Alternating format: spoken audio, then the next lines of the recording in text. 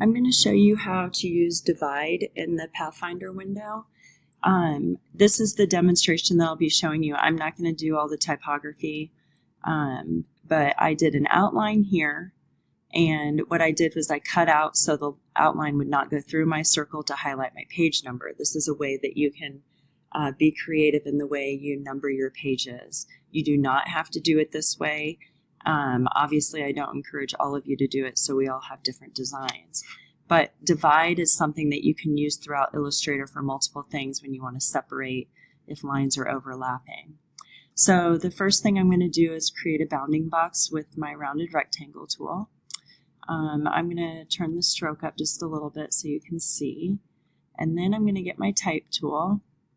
First I have to click off of it, because if I don't click off of my path and I go to type in here, it sometimes thinks that you're typing in a area, and it'll do the type in an area.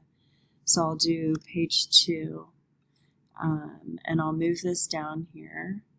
I'll get it nice and centered, and again I have my nice guides here so I can get it lined up with the number 1 on the previous page. And I'll get my ellipse tool, and again you could do this with a square even.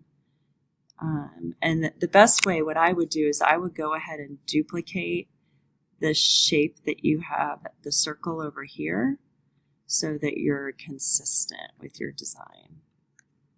So I'm using my white arrow to select it, because if I use my black arrow, all of this is one shape now.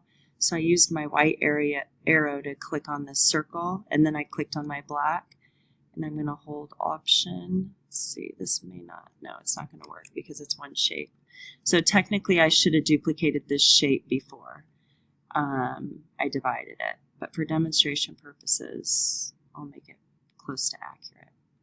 Okay, so now what I have is I have my number, I have my circle that I made, and then I have my bounding box. Now, as you can see, the line from my bounding box cuts right through, and I want to get rid of that. So I'm just going to click and drag so I can select everything. You need to go to Window, Pathfinder, and I already have mine up.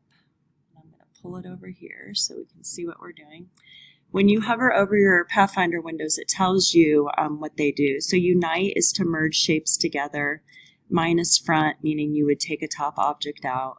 We're going to actually do Divide.